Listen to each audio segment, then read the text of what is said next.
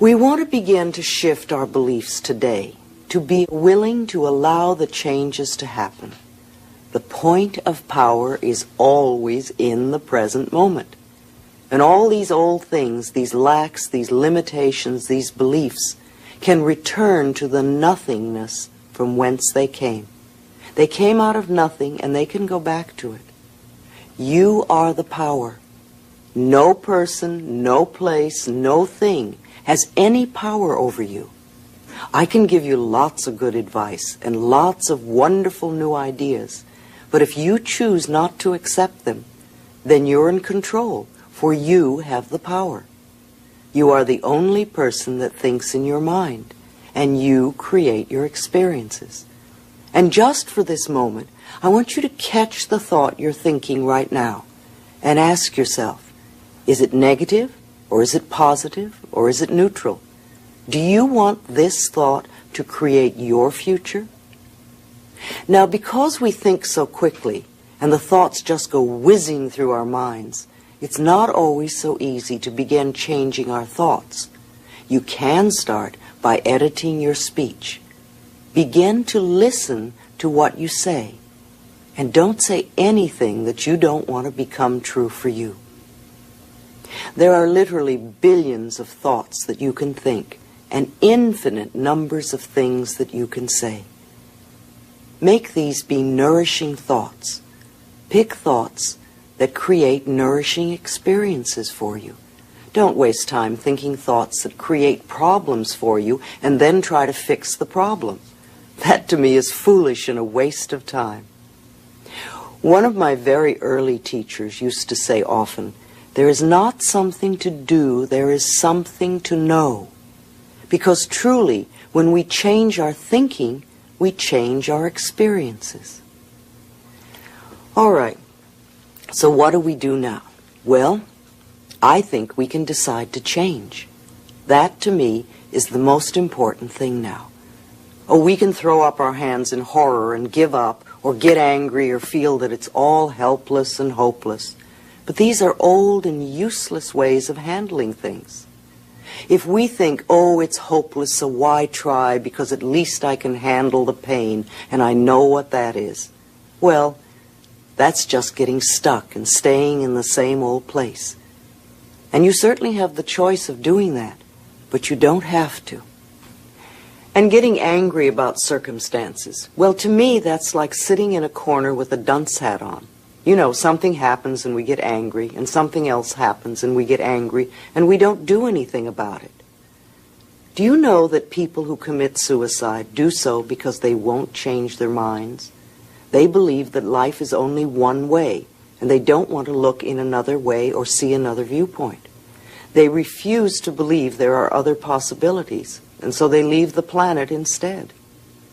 Getting angry or upset continuously because things aren't working, again, is sort of foolish and a wasted energy. What is really better is for you to ask yourself, how am I creating so many situations to be angry or upset at? And then sit down and really give yourself a chance to think about that. What could I be doing or believing that is creating this? And again, this is not to make you wrong, but just to let you look at what could be happening. When we start this work, I like to think of it very much like the end of a Thanksgiving dinner. You know, you've had all this wonderful Thanksgiving dinner and everybody's eaten much too much. And then it's time to go into the kitchen and clean up the turkey pan. And there it sits, all crusty and burnt, and it looks a mess. So the first thing you do is to put in some hot water and soap, and you let it soak. And then after it's soaked for a while, you start to scrape it, and all these bits come up. And then it really looks a mess. And if you didn't know better, you'd think that the pan would always be disgusting.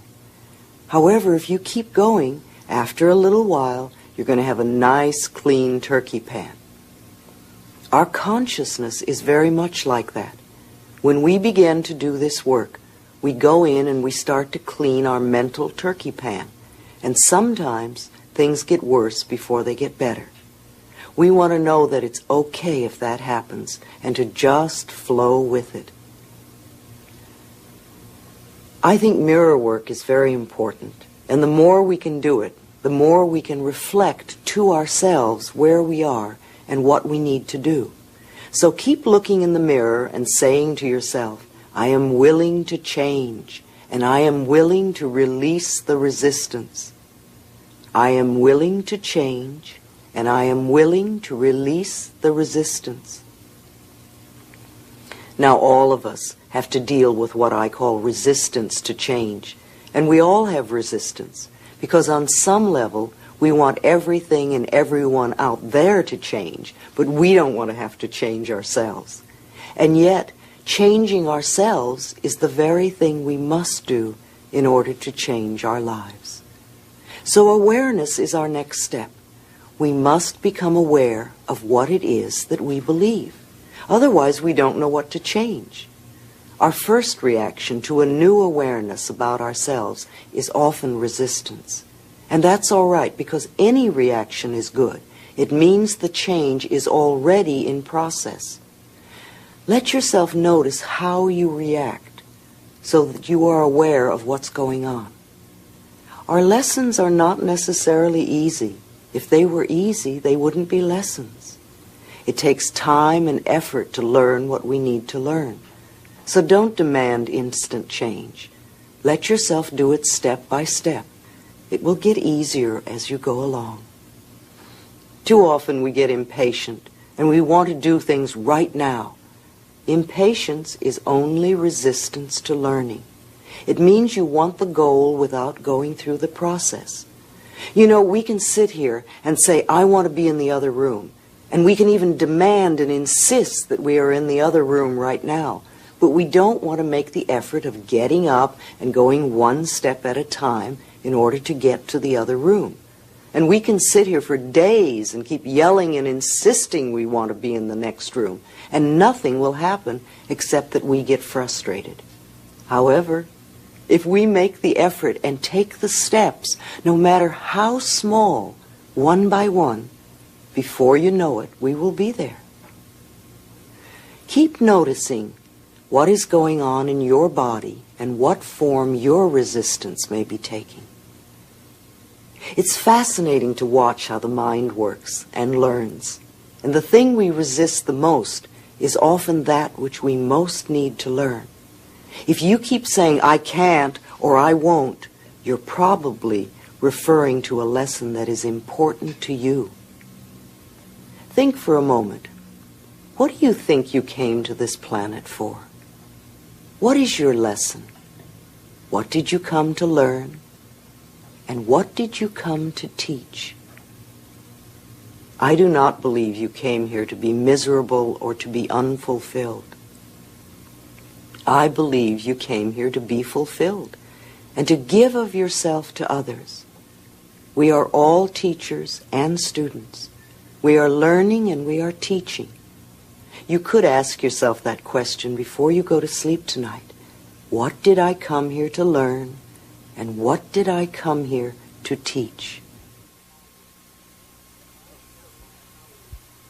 Let's look now into how we resist, because all of us resist change in some ways. We have so many ways to do this. There are many nonverbal ways. All sorts of things, like we could leave the room, begin to do something else, start flipping through a magazine, or pretending we don't hear. We also use assumptions, such as it won't do any good, or they won't let me, or they won't understand. Or we may have beliefs that are part of our resistance, like it's not done, or I can't do that, or it's too much work. And then, of course, there's always them. We use them as our excuse for resistance. We give our power to them, and we say things like, my husband or wife won't let me, or the stars or the cards are against it, or my doctor says no, or they have to change before I can, or it's against my religion or my beliefs. Or we put our changes on hold by saying, I'll do it later, or the time isn't right, or after I move. We might use fear as our resistance. I might get hurt, or what will the neighbors think?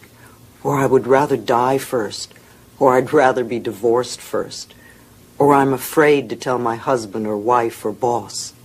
Don't all of these excuses add up to saying, I'm really not good enough? Many of you may be taking notes to give to your friends. You know exactly how to change them. Leave your friends alone.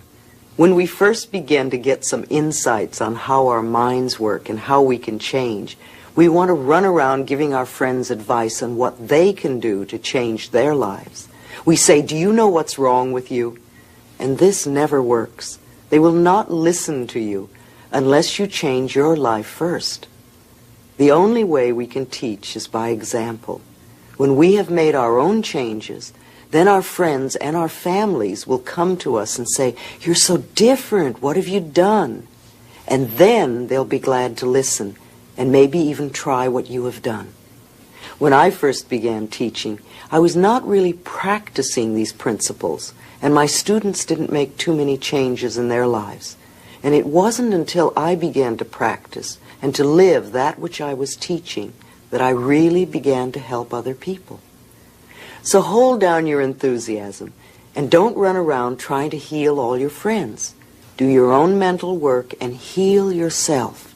This will do more good for those around you than anything else. Besides, we can't learn other people's lessons for them. They must do the work themselves, and they won't do it until they are ready. The student must come to the teacher, or it won't work. Now and then someone will ask me to go and call or see their friend who needs help, and it doesn't work that way. The person must ask for help themselves, or they're not ready to change. Once in a while, someone would get a lesson with Louise as a present, and I stopped accepting those people as clients, for it was a waste of time. Either they would not show up, or be late, or get nothing out of the session. When the student is ready, the teacher always appears. We all want our families to accept us just as we are. Well, remember, what we give out, we get back. So if you want love and acceptance from your family, then this is what you must give to your family. When you are willing to accept them exactly as they are, then they will begin to accept you exactly as you are. We must be willing to practice what we want to have. The golden rule is ancient. It was never created to make us into goody-goody people. It was showing us a principle of truth. Give unto others as you would have them give unto you. Let's use the mirror to check our resistance level. Look into your eyes and say, I am willing to change. I am willing to change. Are you hesitating? Do you feel that it's not true? What is the belief that's in the way? Remember, it's only a thought, and a thought can be changed. Don't let this thought stop you from becoming free. We are looking for the real problem, not just the outer effect or issue. We create habits and problems to fulfill a need within us. When we can find a positive way to fulfill that need, we can release the problem. Willpower and discipline don't work to make permanent changes. See, if you're overweight and you diet, you can have all the willpower and discipline in the world. You can be really strong, and for months you may not eat one mouthful of food that you shouldn't eat. And the moment you drop your willpower and discipline, bloop, there's the weight again. It's because you haven't dealt with the real issue. You've only worked on the outer effect. The real issue with weight is usually fear, which creates fat for protection. And you can fight fat all your life and never get to the real issue. And you would probably die believing you were not good enough because you couldn't lose weight. Your need to feel safe could be fulfilled in a more positive way. Then the weight would leave by itself. So let's look a little deeper. If you're having problems with the last affirmation, I'm willing to change, then do this one. I'm willing to release the need for this problem or resistance. Let go of the need you have. Now, procrastination is another form of resistance, of saying you're not good enough. If you procrastinate, then you will not allow yourself to have what it is you say you want. Resenting another person having good in their life is another form of resistance to your own good. You will be giving out resistance to good, and that is what you will create in your own life. There is plenty for everyone. No matter how much air you breathe, there's still an abundance for every person on the planet to have as much as they can use. Many of us were raised to be victims, to feel that they are doing it to us. The problem with being a victim is stuck in their problem. And we no longer choose to be stuck. We are learning there is something we can do to free ourselves. If we say, I am willing to release the pattern in my consciousness that is creating this condition, then immediately we step out of the victim class and we begin to take our own power back. We realize that we can dissolve the problem that we helped create. See, when we scold ourselves, when we berate ourselves or make ourselves wrong, we are mistreating that 3-year-old child within us. How can we be happy and free when the child within us is miserable and frightened? If you had a frightened child before you, you would probably comfort the child so that it could feel safe and happy. Be gentle and kind and comforting with your inner child as you uncover and release the old negative messages within you. This is a wonderful adventure you're on, and you will never go through this particular process again. See today as a very exciting time of your life. Once you work through these issues, they will be gone and your life will be different.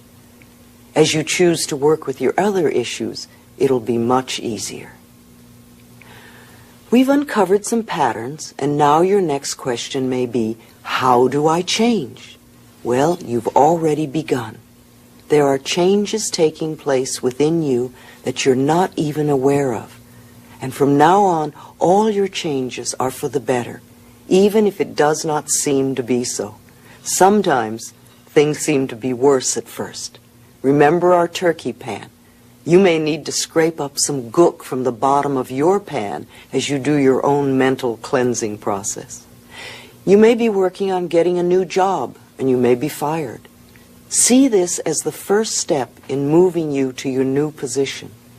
You may be working on prosperity, and you lose your wallet. Don't panic and give up. This could be part of the positive change that's taking place. You may be working on relationships, and you have a fight. Or you're working on health and you develop a cold. These are all temporary experiences that are part of releasing the junk of the past. Try to understand that the movement that is taking place in your life is what I call divine right action, and that it's working for your highest good. Things will definitely be shifting inside of you. So include an affirmation that says, all my changes are comfortable and easy and fun.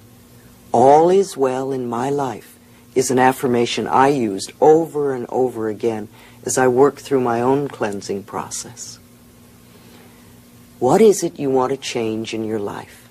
What sort of problem or issue do you have that you want to release? Think about this for a moment. You could discuss this with a partner, or you could use your mirror as a partner. Either way, say this with me. I realize that I have created this problem, and now I am willing to release the pattern in my consciousness that is keeping this condition. Let's say it once more. I realize that I have created this problem, and I am now willing to release the pattern in my consciousness that is creating this condition. How does it feel? Are you really ready to step out of the bondage of the past? Or is there still resistance and hesitation?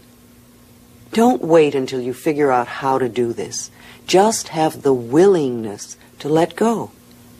All you need to do is change your thoughts, and that universal intelligence, your subconscious mind, will figure out the hows. Your willingness to release will start the ball rolling, and things will begin to shift. Whatever the shift is, see it as positive. Your thoughts do not control you. You control your thoughts. You are much more than your mind. Your mind is a tool you use, and the way you've been using it is a habit, and you can change the habit. It may feel strange at first, but with practice, it will become easier. Just for a moment, I want you to clasp your hands together.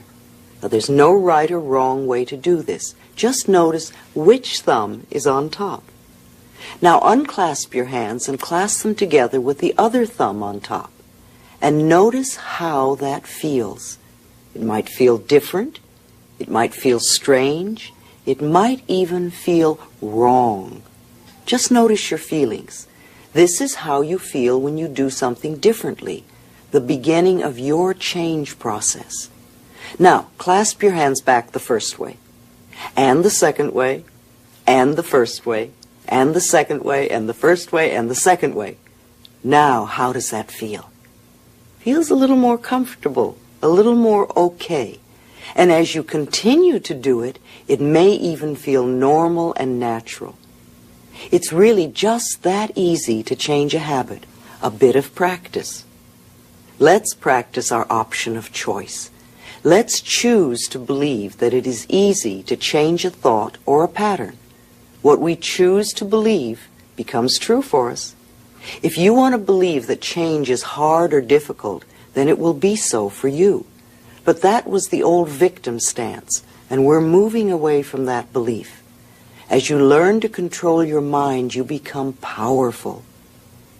In all of life, the only thing we have control over is our current thought. The past is over and done and cannot be changed, except for the way we choose to look at it. The future is being created right now by the thoughts we are choosing to think. Let's choose thoughts that make our future fun and joyful and loving and prosperous and healthy. If you have a small child that's been used to staying up to midnight, and you now decide that 8 o'clock would be a more appropriate bedtime, guess what will happen the first night you put the new time into action? The child will probably kick and scream and carry on. It may even have a tantrum. And if you give in, then the child will find it very difficult to ever accept the new rules. But if you're gentle and firm and insist that this is the new bedtime, and allow the child to carry on for a while before it goes to sleep, the next day the resistance will be less. And after a few days of lessening resistance, the child will accept going to bed at the new time. It's the same with our new thoughts and developing new habits. Gentle, firm insistence, consistency in what we choose to think will make the changes quickly and easily. Let's do a physical releasing now. So many times we get so tense and tight and all mixed up about the things we're trying to do, and we think we have to work hard for things. That's not really true. We can practice letting go in a relaxed and peaceful way. So close your eyes for a few moments, and I want you to let your whole body relax. Let your scalp relax, your forehead, all the muscles in back of your eyes. Let your whole face relax. Let your shoulders relax. Have you noticed a difference in your body since we began to relax? If your body has been tense, then it means that your mind has been tense also.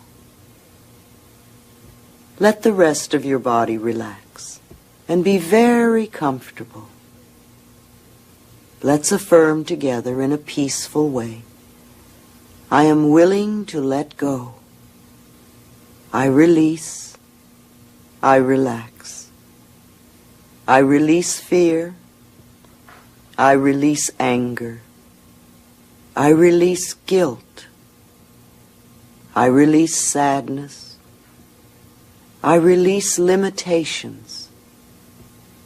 I release my parents' limitations. I am willing to forgive.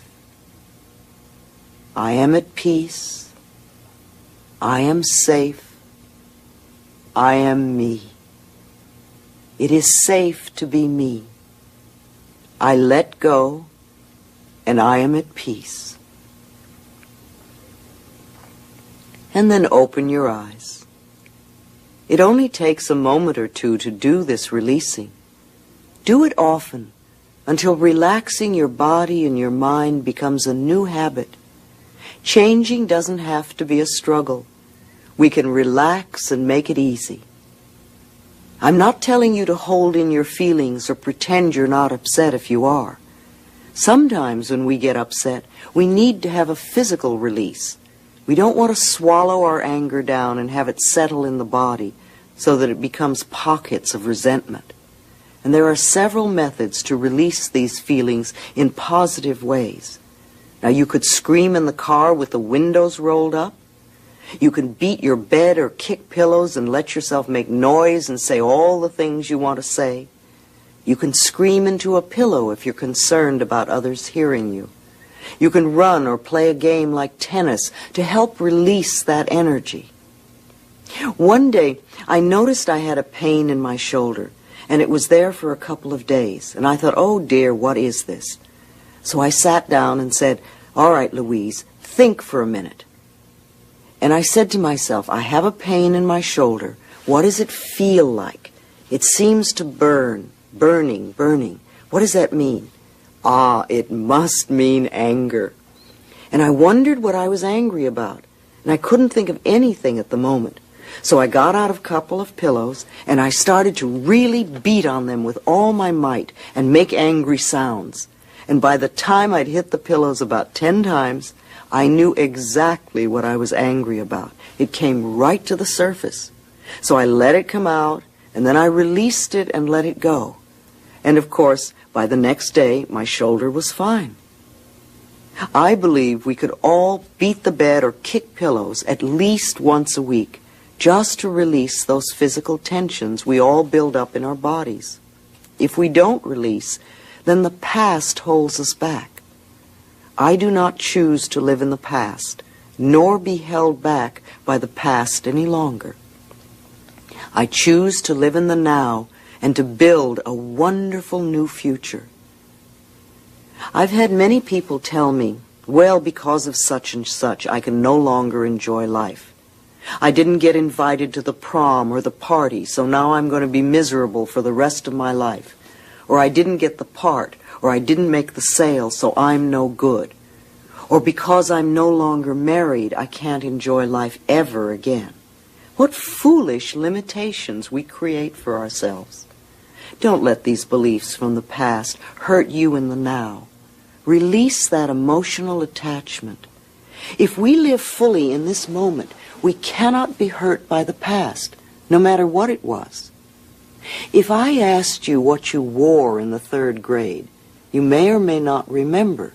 If you remember, you probably wouldn't have much emotional attachment to it. You would just remember, and that would be it. And that's how we want to be with all our past experiences. Just recognize them and let them go. Please, make a list of all the things you are willing to let go of. As you write the list, notice your reactions. And when you finish this list of all the things you're willing to let go of, come back to me.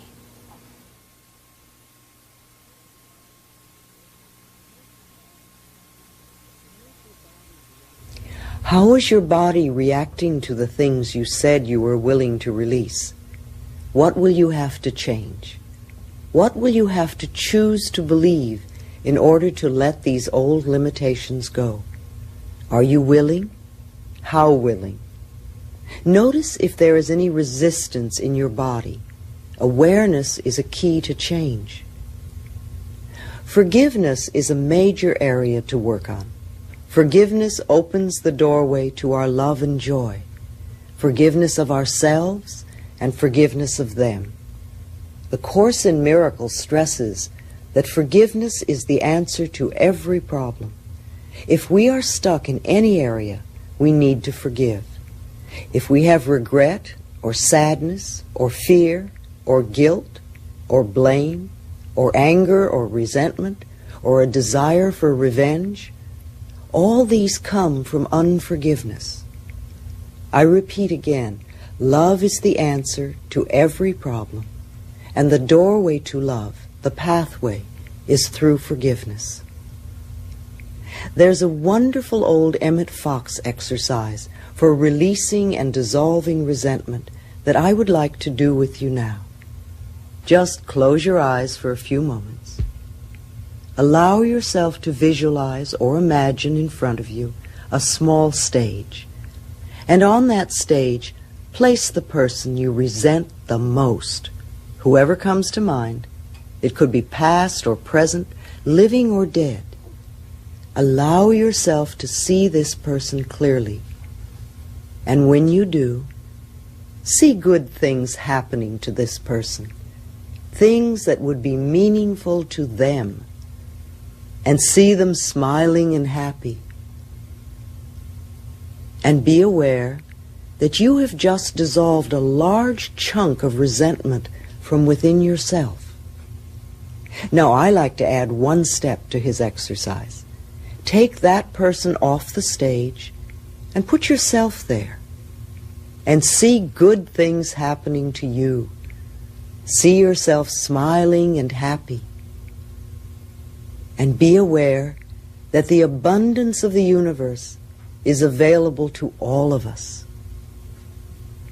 You could do this exercise daily for a while, and then do it at least once a week. It is a lifetime exercise, for there is always more clearing and releasing for us to do. Open your eyes. There are many ways to approach forgiveness. In this exercise, I'd like you to use a mirror or work with a partner. And I want you to say, the person I need to forgive is, and I forgive you for. The person I need to forgive is, and I forgive you for. And then work with whoever comes to mind. And as you do this exercise for 5 or 10 minutes, the same person may come up over and over again, or it may be a different person each time. If you can, keep doing the exercise until you've gone through everyone you can think of. If you're working with a partner, have them say to you each time, "Thank you, and I set you free. Thank you, and I set you free." Search in your heart for injustices that you still carry, and forgive and let them go.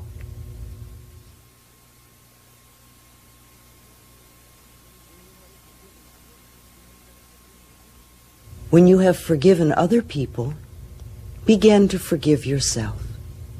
Say, "I forgive myself for," and do this out loud if you can, remembering all the things you want to unburden yourself of. I forgive myself for.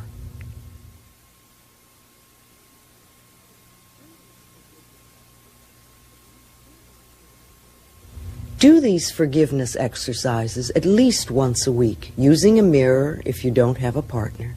It gets the rubbish out. It's like emptying the trash. You get to feel so much better when it's over. Some people and events will be easy to let go of, and some will be like chipping away at a piece of granite and will take time. It doesn't matter. Do the best you can. In time, even granite will dissolve. The work you are doing on yourself is not a goal, it's a process, a lifetime process. Enjoy the process and notice that as you continue the work, your life gets better. Let's see what we can do to release some of the stuff we all carry about our parents. We're going to play a little music and do a special visualization. Get comfortable, close your eyes, and really relax. Begin to visualize yourself as a little child of 5 or 6, and look deeply into this little child's eyes. See the longing that is there. And realize that there is only one thing this little child wants from you, and that is love. So reach out your arms and embrace this child. Hold it with love and tenderness. Tell it how much you love it, how much you care. Admire everything about this child and say that it's okay to make mistakes while it learns. And promise that you will always be there, no matter what. Now let this little child get very small till it's just the size to fit into your heart, and put it there. So whenever you look down, you can see this little face looking up at you, and you can give it lots of love. Now visualize your mother as a little girl of 4 or 5, frightened and looking for love and not knowing where to find it. Reach out your arms and hold this little girl and tell her how much you love her, how much you care. Let her know she can rely on you to always be there, no matter what.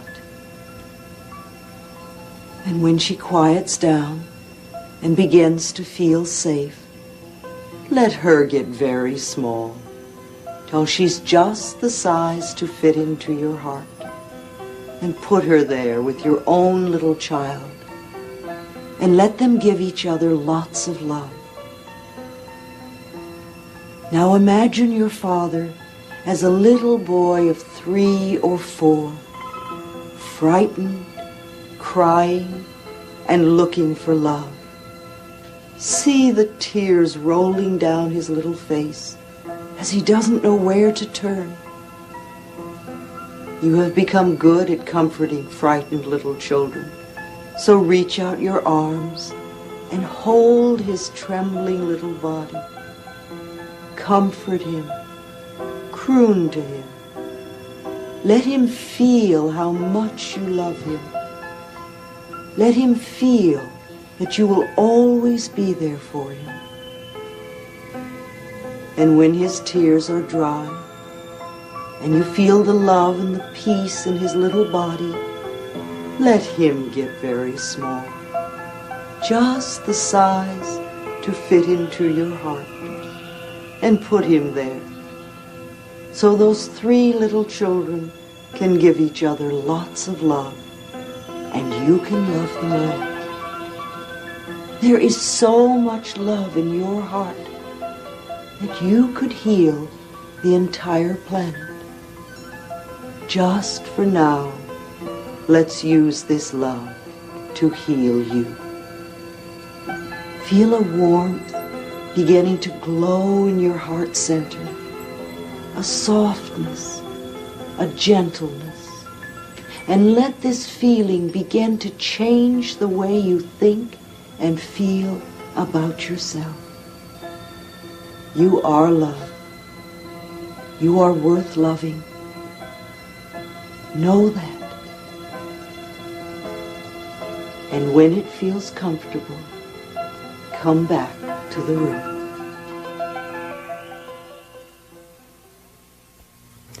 Now is the time to build new thought patterns to replace the old thinking. Old thinking goes something like this.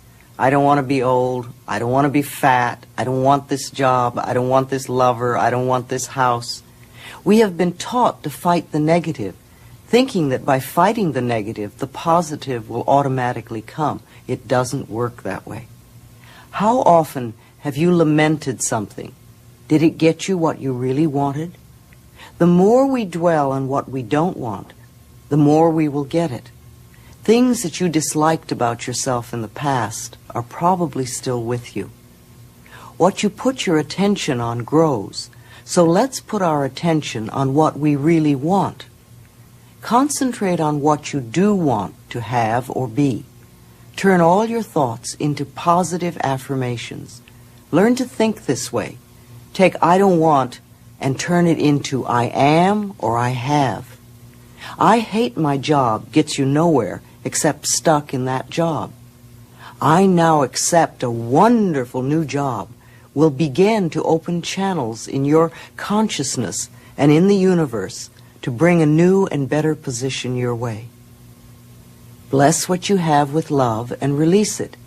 Then affirm what you want in positive ways. Don't put your affirmation in the future. Work in present tense. Instead of saying, I'm going to have or I want to have, say, I have or I am. Always be in the now. I am eternally young. I have a slender body. I now accept a new job. I have a wonderful relationship. I see myself moving into a beautiful new home. These affirmations give your subconscious mind something to work on in the now. Love yourself in the now. Forgive yourself in the past. Love yourself in the now. You will find if you practice this, it will be like having a magic wand to work with. Your whole life will transform. And when you love yourself, you get to feel good too. You can't really love yourself without self-approval and self-acceptance. This means no criticism of yourself whatsoever. I can hear the objections immediately. That's just the old mind doing its chatter. Go beyond it. Say to your mind, thank you for sharing. Now, pick up the mirror again, and looking into your eyes, say to yourself, I love and approve of myself exactly as I am. I love and approve of myself exactly as I am. Is it a little easier to say it now that we've done the other exercises, or is it still difficult? This is the main issue to concentrate on. If it's easier to say now, keep going. It'll become a real pleasure, and your life will improve all the time. If it's still difficult to admit love for yourself, then practice. Remember the thumbs. Looking into the mirror 3 or 4 times a day and just saying, I love you, I really, really love you, will work miracles in your life. I remember when my own denial of my good was so strong that I used to loathe looking at myself. Sometimes I used to be so angry I would even slap my own face. And now I look back at those times and see how foolish that was, and I forgive myself. But in those days, my belief in my own lack and limitations was stronger than anything anyone could say to the contrary. My early childhood gave me many opportunities to create self-loathing. When I was 18 months, my parents divorced and I was put into a series of foster homes. And when I was 5, I was raped by a neighbor. And then my mother remarried and my stepfather both battered and abused me. And these were also the Depression days, and there was no money. And by the time I left home at 15, I had a really poor self-image of myself and many heavy negative beliefs to overcome. And it all took time to change. If someone would say to me, I love you, my first reaction would be, why? What could you possibly see in me? Or my other thought would be, if they only knew, they wouldn't love me. And it took quite some time and much work for me to develop a peaceful, loving relationship with myself. And I'm still improving it. This is a lifetime process. We begin by getting the boulders out of the way, and then we progress to the smaller issues. Begin to look for small things you can approve of in yourself. That's what I did.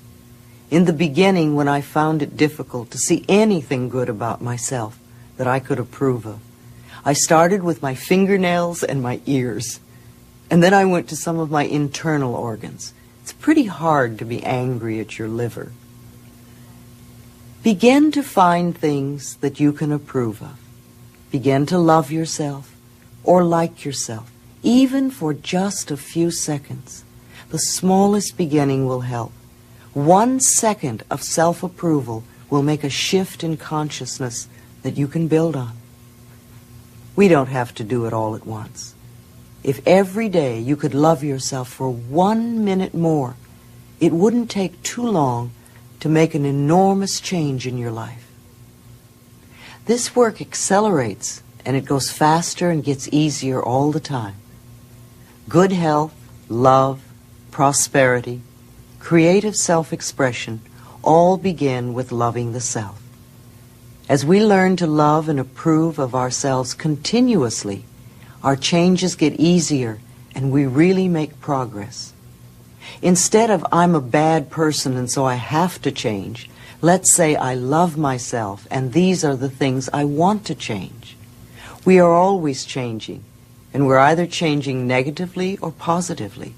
If our thoughts are negative and demeaning, then our changes are negative. If our thoughts are positive and loving, then our changes are positive too. I cannot tell you exactly what your future will be like, but I know that if you choose to be negative and resentful and fearful and guilty, you are going to have an uncomfortable life before you, and perhaps illness too.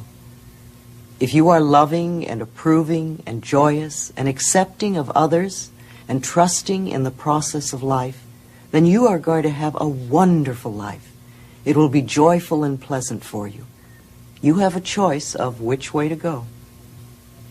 Here's an exercise I've given to many people, and it works wonders, almost like a miracle.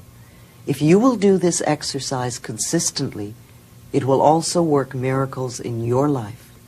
For at least a month, I want you to say to yourself, silently or aloud, I approve of myself. I approve of myself.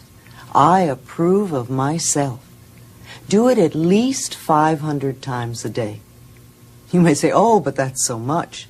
And yet I know when you are worrying, you can repeat a worry thought more than 500 times a day. Keep saying it over and over and over again. I approve of myself. If negative thoughts come up, just say, thank you for sharing, I let you go. And repeat, I approve of myself. Let any resistance pass through. Remember, resistance has no power over you if you don't give it power. Keep repeating, I approve of myself, no matter what is happening. And if you can keep repeating it, even if something unpleasant is happening, then you have really grown. Your love for yourself is the most important thing in your life. The more you love yourself, the more you will be creating wonderful experiences for yourself. Now, as we draw to a close on this tape, I would like you to remember, what you give out, you get back. What you believe about yourself and about life becomes true for you. We create our experiences by our thoughts and beliefs. Love is the great healer. The doorway to love is through forgiveness, and you can leave the past behind and become free. Allow yourself to claim the new. That which you desire, visualize it. Imagine having or doing or being it. Fill in the details. Feel it, taste it, touch it, hear it, see it. See other people reacting to you, and make it okay whatever their reactions are. Read everything you can find. Explore many teachers. Investigate all that you can. You know this tape is only one step on your pathway. Use it often, and you will get new ideas every time you do. Practice, and you will demonstrate ever-increasing good. Remember, a little child who gave up at the first fall would never learn to walk. Try it all, and then use what works for you. Trust life to be on your side and to provide everything you need. Life can be fun, even the learning process. Make it so. Let the old things dissolve. Notice the little miracles in your life. Love who and what you are and where you are. It's only a transition point. Laugh at yourself and at life, and nothing can touch you. I thank you for sharing time with me, and join me in knowing In the infinity of life where we all are, all is perfect, whole, and complete. Each one of us, myself included, experiences the richness and fullness of life in ways that are meaningful to us. I now look at the past with love and choose to learn from my old experiences. There is no right or wrong, nor good or bad. The past is over and done. There is only the experience of the moment. I love myself for bringing myself through this past into this present moment. I share what and who I am, for I know that we are one in spirit. Everything I need to know is revealed to me. Everything I need comes to me. All is well in my world. And so it is.